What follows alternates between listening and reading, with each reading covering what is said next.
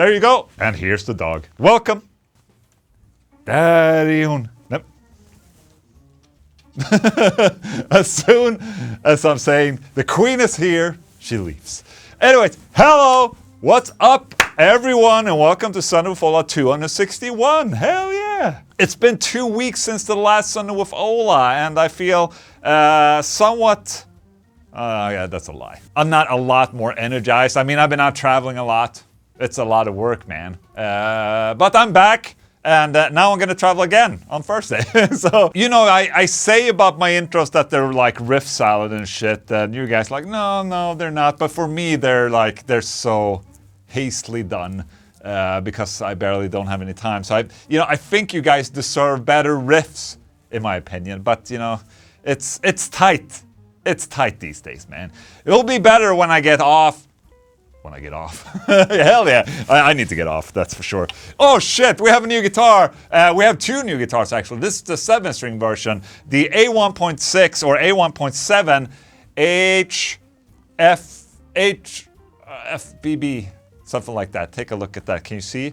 So it has this beautiful, that's impossible to see right there. It has this great looking flame right there that looks sick as hell. Take a look at that! And it's available in 6-string as well. So that's from SolaGuitars.com. All right, let's head into the news. Also, before we start, can you guys do me a favor? This video is being auto-dubbed by YouTube to several languages like Japanese, Arabic, German, French. Could you guys do me a favor and go change to a different language that you know and tell me if the dubbing is accurate? I know most of you guys do watch my videos in English, even though it's not your first language. But, you know, I like technology, and if my videos can be available and understood by people that don't know English, that would be amazing. So if you speak Japanese, for instance, konnichiwa, can you please go and check if the dubbing is accurate or not? It's probably not, and it's probably gonna be stupid as hell, but you know, it can only get better from here, hopefully. Alright, Children of Bodom to reunite for an Alexi Laiho tribute show in 2026. Well, this was unexpected. Ha! Children of Bodom is the latest metal band to revive themselves for a tribute show, and it's happening in early 2026. Set for February 26th for a celebration of music show at the Tavastia Club in Helsinki. I played Tavastia plenty of times. Featuring bassist Henkka Seppälä, keyboardist Janne Virman, drummer Jaska Raatikainen, former guitarist Alexander Kuopala, and Lost Society guitarist and vocalist Sami Elbana. Now, Sami, I've seen a fair bunch of videos of him. He's fucking incredible, must say. And he will be covering the late and great Alexi Laiho. We want to celebrate the life's work of our band and at the same time the musical legacy of our friend and bandmate Alexi. The gig will be played at the Tavastia Club, which is important to Children of Bodom. At the same time, we will fulfill the long-standing wish of our fans. So, you know, the Tavastia Club, it's not necessarily a very big club in that sense. So I think it's really cool that they're doing this. I mean, they could have gone and probably sell out some sort of arena or something like that. But they're doing this celebration in this smaller club. And, you know, that's really cool, in my opinion. Sami Elbana, though, can we check him? Look at that. I'm fairly certain that he will do a kick-ass job. I mean, take a look at this guy.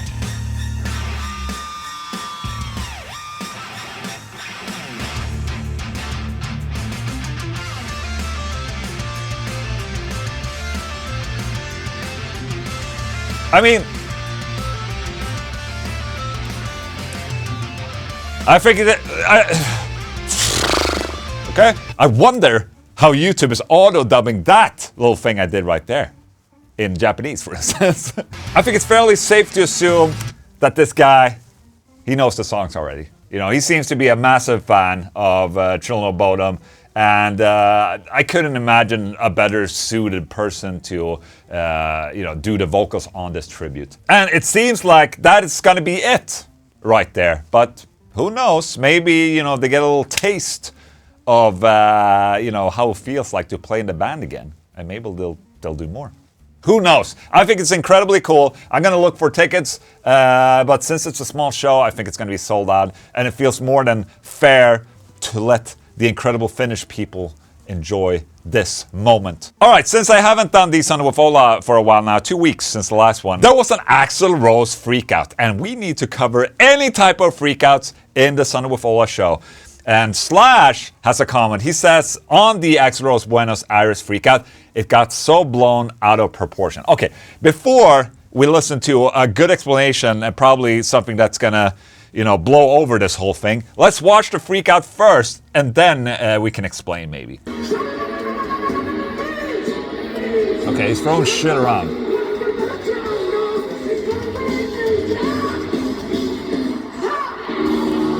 Oh, it throws the microphone on the drum kit. So, people were assuming that he was angry at the drummer. There you go. A little kick to the drum right there. I mean, isn't that to be expected from a Guns N' Roses show? A little bit of a freak out from Axl. Apparently there was something fucked up with Axl's mix in the in-ears, where the only thing he could hear was the drums. Oh my god. Dude, I understand this frustration right there. You go and sound check, everything's good, and then you go on stage and everything's not good. You know, what happened from sound check to the actual gig? I mean, this has happened to me as well. So I absolutely understand the frustration. And he was trying to show it somehow by kicking the kick drum. And maybe it's not the right way of doing it, but it's Axl Rose, everyone. Well, the internet has been starved for more Hello Kitty guitars from Fender, and there's finally some more available. And usually when Fender releases Hello Kitty guitars, they're sold out immediately. Because, you know, it's an internet trend that all the YouTubers are getting Hello Kitty guitars. And they play metal on Hello Kitty guitars. What? Anyways, they're available again. I think they're kind of cool. There's a black one right there. But I'm not going to buy one because, I mean, this has been done to death already. You know, I'd rather buy the Godzilla guitar, man. You know, I'm actually a fan of Godzilla, okay? But now, if you want to get a Hello Kitty guitar, it's time. Okay, if you're a YouTuber and you want to do metal on a Hello Kitty guitar, because that's fun content right there. It's fun and engaging. Fuck, man. Why am I so salty? A lot of YouTubers have been beating that horse for a very, very long time. I'm not going to go there. Or will I? All right, I can't be the only one that's been waiting and waiting and, you know, keep on waiting for any type of info from Dime Guitarz. Well, I've been tagged a lot this past week because the Dime Guitarz website has actually been updated with, lo and behold, guitars. What? So since before we had the USA Culprit pictures up here, and available soon was the thing. You cannot buy one, and basically prompting that at some point you will be able to buy a USA Dime Guitarz Culprit guitar. So now they've updated the site with the Culprit Standard Series, and basically what I believe is an import model or version of the Culprit. Right now they have 6 different variants of them right here. We have a Dime Slime, we have a Blackjack, a Black Tooth, a Cherry Bomb, a Tobacco Sunburst, and a Dime Bolt right there. And this is cool. It's prompting that something might be happening. And at first I was like, dude, maybe they ordered like prototypes for these guitars and they made pictures, and then they're just trying to make people you know, excited that, you know, this is what they ordered from the factory and they will probably arrive in a lot of months. But then I looked a little closer on these guitars. You can see that the actual headstock, it's the same headstock on every picture.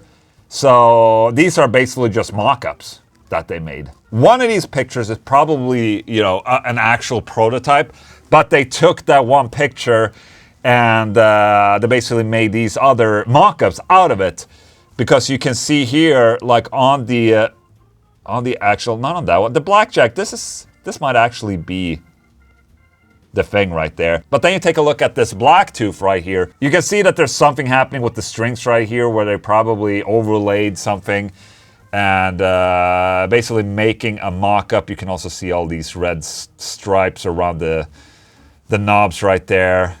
And yeah, I think they basically just switched out the tops. I mean, these tuners look just colored. I mean, this is not what a golden nut looks like. They basically just put color on it. So, I mean, I think what we're trying to portray here is what they're going to release. They just don't have proper pictures of them, and that's okay. You can see on this Dimes line right here, the strings are red, and then you have this red thing happening here, which on the Sherry Bomb is green right here. So they've just been doing a pretty poor of a Photoshop job on this one, but I understand what they're doing. However, let's take a look at the price. So we have an import version. I'm not sure about the specs. It doesn't say anything about the specs, except that it says there's a lot of specs down here when you scroll down. Dude, Ola Englund, the researcher. Okay, it's a mahogany with flame top, ebony fretboard, 3-piece maple neck, medium soft V, so you have the V-shaped neck, Floyd Rose 1000 bridge, Simmerdanken Dimebücker Mullen 59 for pickups, and the price is $24.99, which for an import guitar, in my opinion, is a lot of money. I mean, this could also be because of tariffs right now and shit like that, that they're, you know, calculating all this. But, you know, prices of guitars and guitar parts have gone up lately. $24.99 is it's a lot of money. Who knows, man? I'm waiting for these guitars. I'm waiting to be amazed by these guitars. Maybe it does feel like $2,500. Who knows? Hopefully we'll get there pretty soon. But I think as of right now, they're just preparing to get distribution going, dealers going, and so yeah, we'll just have to wait more and see. I wished somehow that they would release this at the same time as they were making them available, because people are fucking waiting for this to happen, and you know, people are also sick and tired of waiting. The weirdest ass launch of a signature guitar in a very, very long time award goes to Gibson and Kirk Hammett, I think, because they just teamed up and released a custom Raven acoustic guitar, and this right here is the launch of the launch video. You know, obviously Kirk Hammett always do these Halloween themed things and like Halloween gigs and shit, so I think they're trying to tie this together with Halloween and his horror thing, and this theme right here, the Raven, trying to make it look like an old style, you know, horror movie. But you know, it's not that horrific of a guitar. It looks kind of cool, to be honest. But the problem with this video is that you can see him, Kirk Hammett himself, play the guitar, but there's absolutely zero guitar playing. I mean, this was posted 16 hours ago. It has almost 20,000 views and about 870 likes, which is not that much. I think it's because people are a little bit disappointed that we didn't get to hear anything of this guitar. So, top comment, it has to be some sort of crime to announce a guitar with Kirk Hammett and not let us hear him play it. I mean, at this point, it's Wednesday for me right now. I have to record this Son of a Fola news a little bit earlier because I'm leaving for tour. Maybe we'll get more videos this coming week. I don't know. Well, I'm just putting that out there. I'm recording this very early in the week. Okay? So, just remember this. Love how it sounds. Yeah.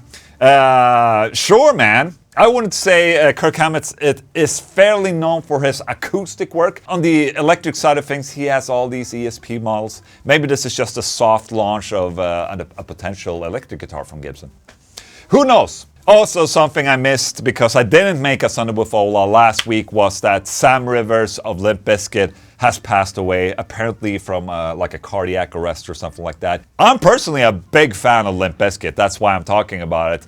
Significant Other is a freaking banger. You right there. You cannot deny this. It's an absolute shame that he passed away, obviously. He was one of the founding members of the band, and yeah, man, 48 years old is way too young. That sucks ass. So rest in peace to Sam Rivers of Limp Bizkit. Very, very sad story. And that, my friends, was the news. Thank you.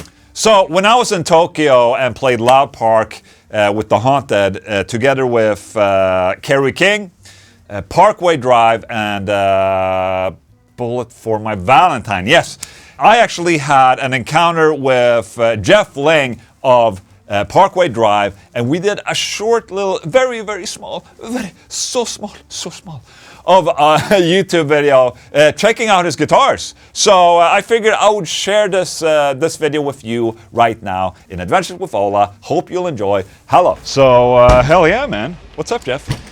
Pleasure to meet you. Pleasure to meet you. Pleasure to be here. Yeah. We're here at Log Park in Japan, and I want to check out your guitars. Come on over. Come have a look. Oh, it's so far. So today, Yeah. today we've got my signature JL Yeah. guitar. This is my main guy.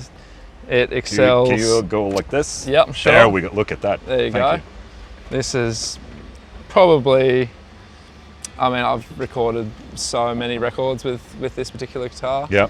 It excels in the lead and solo department. Right. Just really creamy and nice.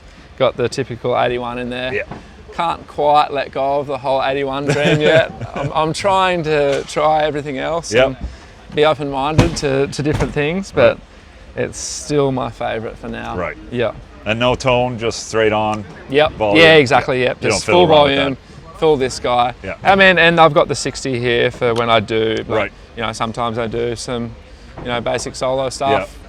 Particularly clean. If I do some clean stuff, I'll always use that for sure. Yeah. I like to pretend I'm a sad version of Mark Knopfler sometimes. Yeah. So. Got the inlay right there. Yeah, that's it's simple but it's effective. Yeah. Yeah. Right. Super sturdy, super reliable. Bit of you know, bit of Oh, buckle of course, rash of here, course. of course. Of course. But yeah, this is my main guy. Number one. Number one. Yeah. That's my favourite. I'm missing a bunch of guitars today. Normally I've got the James Hetfield Snakebite and my own Les Paul Gibson, but not today, unfortunately. Okay. Yeah, that's Luke's guitar. That's the other guitarist one. I've got a white version of this, which is pretty fun to play. I got that recently. I've got one recently. This is Luke's one. But yeah, I've got the white one. That's they sound good actually. Yeah. They sound cool. Different the way they sit. The armrests. Yeah, it's a bit different. You got to cramp your hand up a little bit more, or you don't get the correct zhug if you're chugging away. No, you're right. This is I use this in my E standard song that I have to play. Okay. It actually sounds really good. Can you bring it up? Sings really well. It's just the ESP Eclipse. And I've got, for this particular guitar, I've got the Fishman Moderns in it. Yep. Which are pretty bright and yeah, it just works good. I like to, try all the different pickups in each guitar just to kind of, customize, its Do you vibe change and feel. do you change your patches depending on guitar? Seeing like the Fishmans are a little bit more. I know. That's something that I've talked about doing, but I'm a little bit lazy sometimes. All right, I hear you. But next record cycle, I will do that for sure. Yeah. Because you do need to dial the EQ in a little bit. Do you also use different guitars on different songs on the album? Yes. Yes, of course. To give a different vibe. That's right. Yeah. That's it. So it kind of just depends, Depends what's happening. So this is my E standard guitar that I use. That's actually it. That's all my guitars. These are kind of Luke's guitars. Oh yeah. But yeah, all my other ones are in storage in Europe at the moment. So simple setup today. Yeah. And you're using Kempers, going live front of house. Yep, straight to front of house. And what was it that you modeled it after? So mine's a model of the 5150. Oh.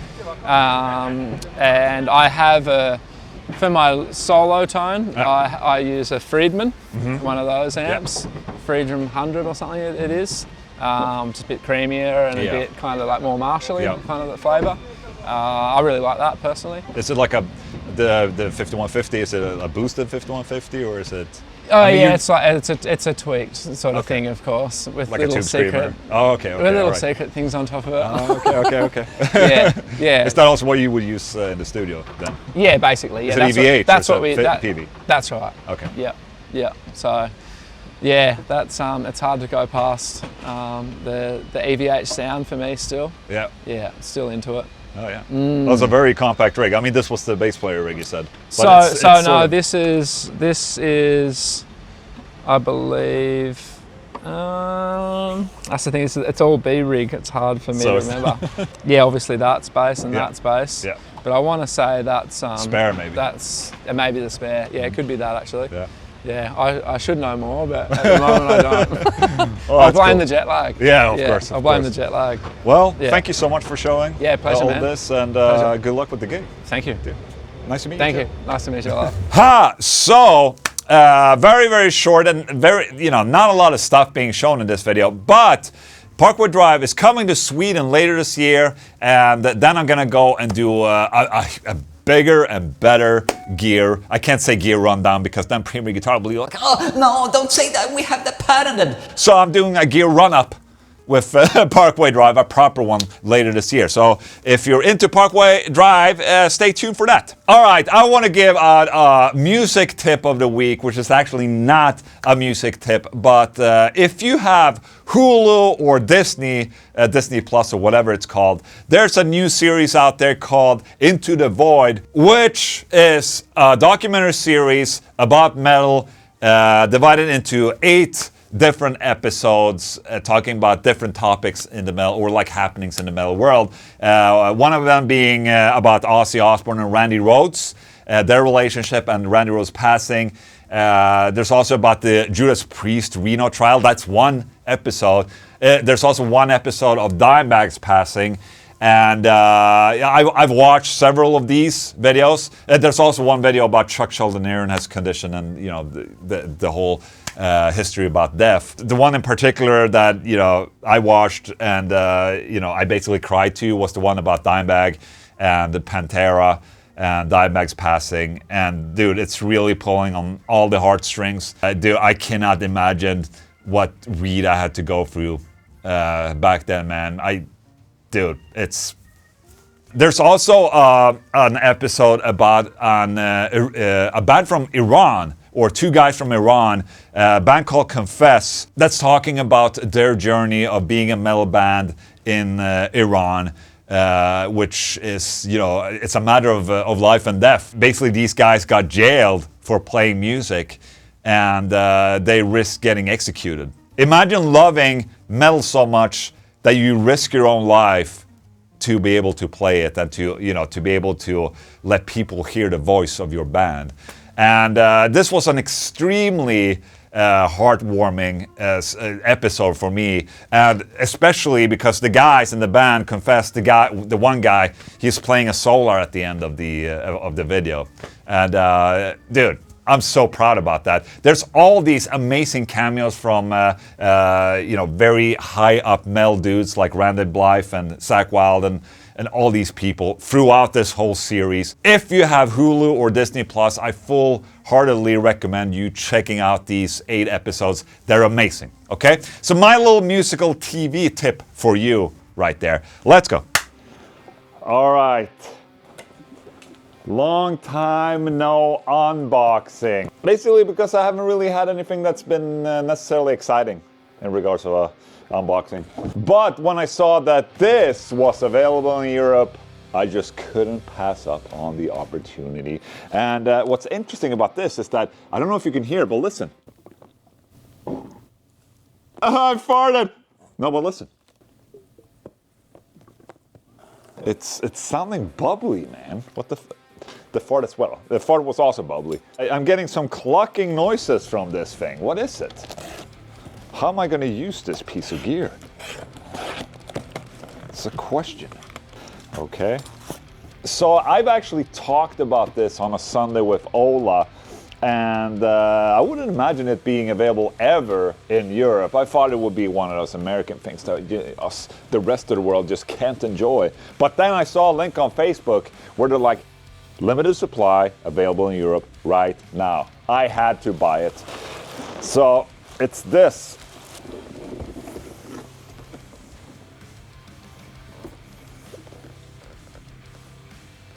Shotgun Blast Whiskey. Yes, straight bourbon whiskey, first edition. Yes, I bought the Machine Head whiskey.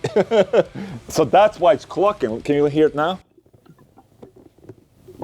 I farted again. Let freedom ring with a shotgun blast in celebration of a machine that's relentless spirit. This collector's box honors one of the most powerful anthems in metal history, Davidian. Straight bourbon whiskey, 2 times half a liter bottles, 45%. Damn it, man. Government warning. According to the Surgeon General, women should not drink alcoholic beverage during pregnancy because of the risk of birth defects. Consumption of alcoholic beverages impairs your ability to drive a car or operate machinery and may cause health problems. Well, good for me that I'm not part of this American government. I can do whatever I want. I can drink while being pregnant. Don't drink and be pregnant. Thank you. Don't do that. Holy shit, that's way too cool. So there you go. That's the cover box right there. But look at this.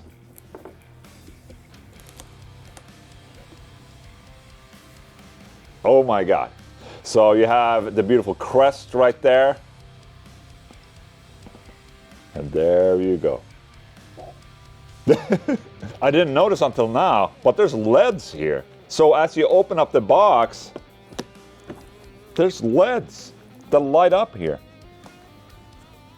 How cool is that? That's actually kind of cool. No, but when they initially launched these, Rob was standing in the desert with these. I was like, dude, that's so dorky, man. That's so dorky. I love it. Okay, first of all, what is this? Shotgun shell? Oh, no. Whiskey glasses. Of course. Of course. Oh, God damn it, man. How do I take it out of the box? Help! Holy shit.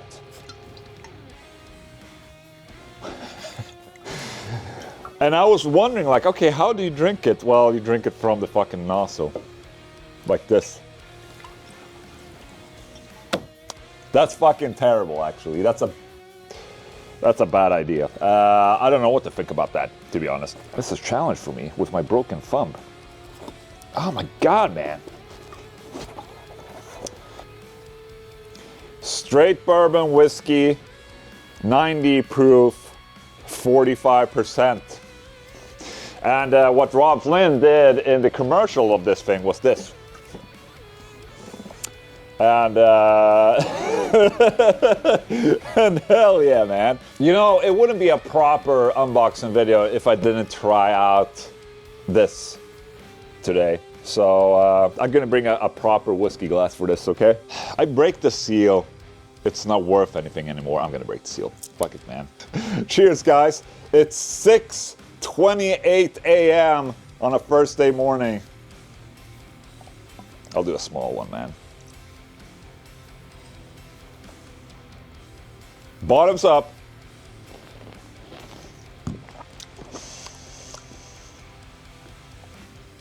Actually, not half bad. So there you go. Probably one of the most stupid things I bought lately, but absolutely worth it. And you know, since you can't necessarily drink on YouTube, maybe this video is gonna get demonetized.